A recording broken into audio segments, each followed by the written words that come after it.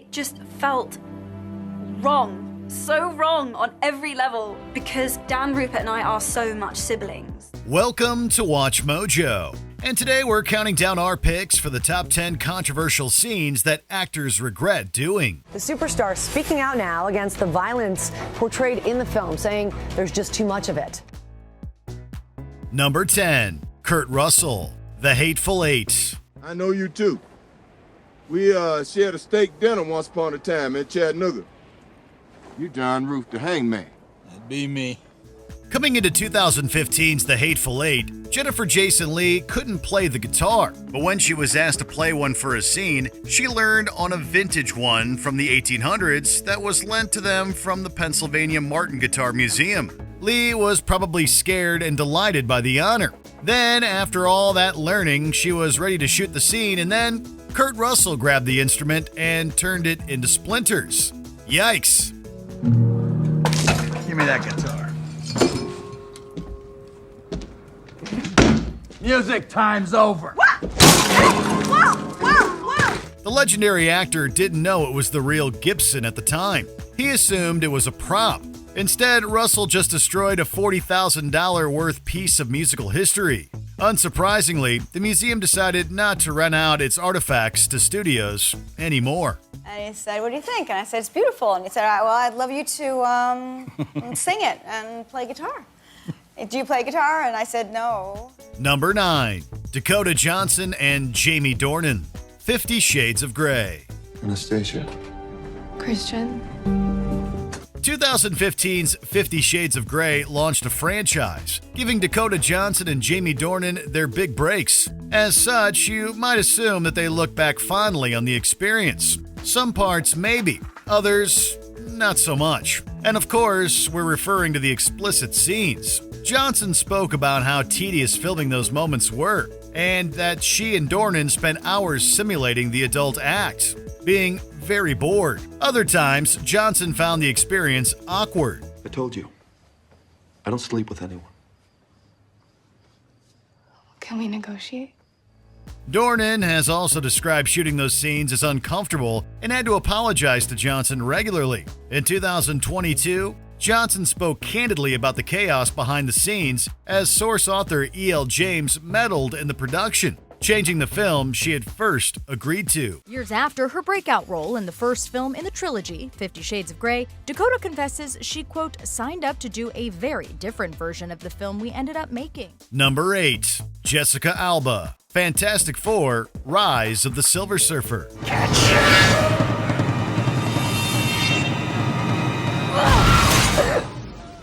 This scene is not controversial in the classic sense of what we see on screen. Instead, it's to do with the terrible situation behind the scenes that nearly caused the performer Jessica Alba to walk away from the industry.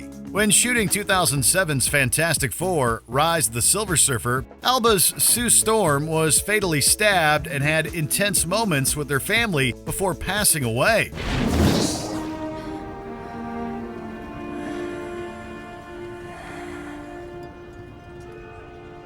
According to the actor, the director Tim Story told Alba that her acting was too realistic and asked her to be prettier when she cries. Yikes, misogyny. Story then asked her to make her face flat and they'll add in tears with CGI. Yep, that's what an actor wants. Not to act, but let a computer do it.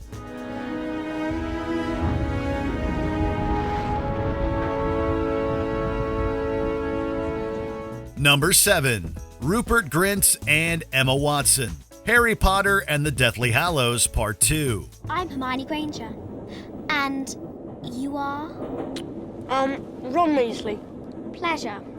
After starring in the first Harry Potter film in 2001, launching a franchise, and developing lifelong friendships with each other, the time had finally come for Emma Watson's Hermione and Rupert Grint's Ron to kiss for 2011's Harry Potter and the Deathly Hallows Part 2.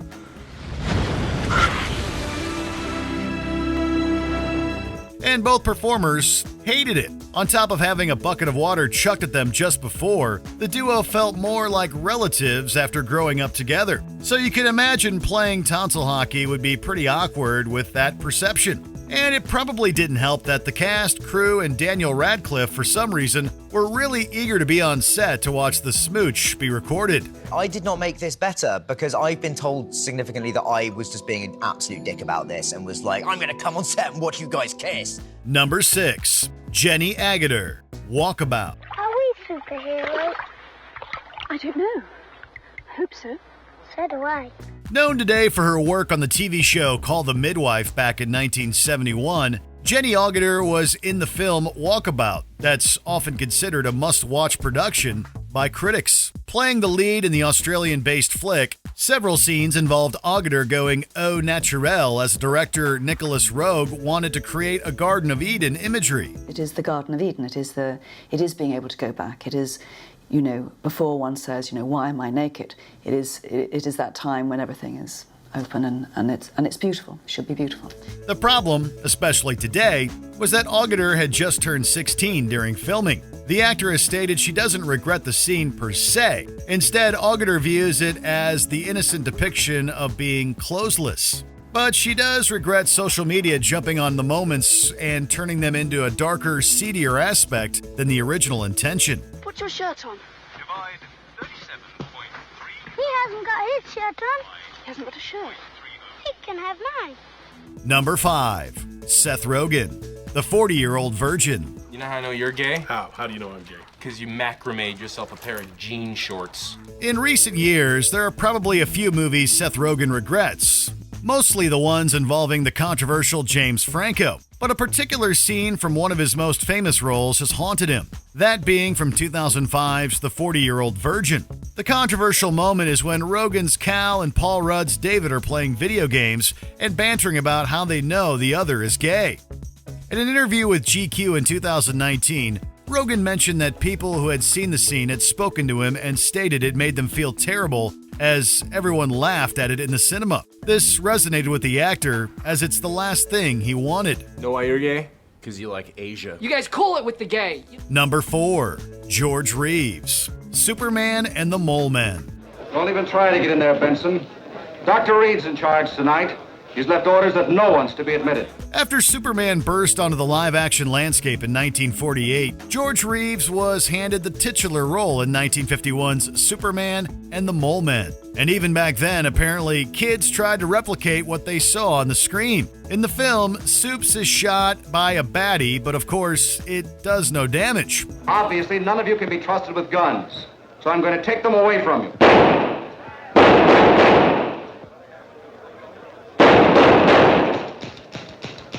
According to legend, when Reeves was doing promotional work in character, a boy approached him with a loaded firearm to see if he was bulletproof. Thankfully, the actor managed to talk the kid out of the experiment by claiming the bullet would have bounced off of him but hurt those around him. Reeves then began a campaign for firearm safety to make sure that didn't happen again. Why don't you just give me that? Just hand me that for 1 minute. Number 3. Elliot Page, Juno. That ain't no Etch-a-Sketch.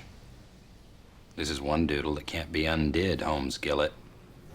Sometimes moments in film age well and can be enjoyed decades later. Others age like already expired milk left outside in the hot sun. And this moment from 2007's Juno is definitely the latter, especially in lead Elliot Page's view. The scene involves Jason Bateman's Mark Loring suggesting Madison as a name for the baby he's getting from Juno, only for the teen to question it as the name sounds... Isn't that, like, a little... gay? Page said in interviews that the comment didn't register at the time, but looking back at it and other films he loved, many were littered with homophobia, transphobia, and biphobia. Page wanted to do better. When he's since done script readings for Juno, Page has skipped over the uncomfortable line. You're mad. Why are you mad? I'm mad. I'm in a great mood. Number 2. Jim Carrey, Kick-Ass 2.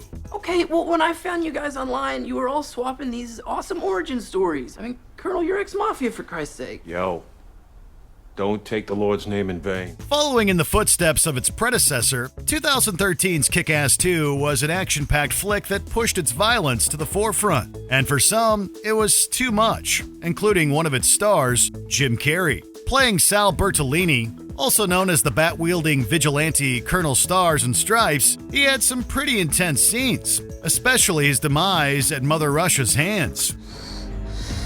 Is this how you thought you'd die, Sal? Dressed like an idiot? But upon its release, Carey distanced himself from the production he filmed a month before the Sandy Hook Elementary School attack. The tragic event made the comedian and actor change his opinion on graphic movies. Nearing its general release, Carey tweeted his displeasure at the violence in the film and that he couldn't support it in good conscience. Carey doing a stunning about-face, condemning his new movie just weeks before it hits theaters. The superstar speaking out now against the violence portrayed in the film, saying there's just too much of it. Before we continue, be sure to subscribe to our channel and ring the bell to get notified about our latest videos. You have the option to be notified for occasional videos or all of them. If you're on your phone, make sure you go into your settings and switch on notifications. Number 1. Sharon Stone, Basic Instinct. Why did you think I wouldn't want one? I told him you wouldn't want to hide. I have nothing to hide. One gesture in one film scene has overshadowed Sharon Stone's career for decades, and all because of a massive lie. The moment we're referring to is the infamous leg cross during the interrogation scene in 1992's Basic Instinct, which immediately went down in folklore. After being forced to not wear anything underneath, Stone was told by director Paul Verhoeven that nothing graphic would be seen. However, she was horrified when she saw the scene for the first time in the cinema. On top of telling Verhoeven he should have shown her the incident privately to check if it was okay, Stone slapped Verhoeven for his deception. In 2021, the actor continued her opposition by slating the anniversary director's XXX cut of Basic Instinct. That's pretty cold, ain't it, lady? I'm a writer. I use people for what I write. Let the world beware.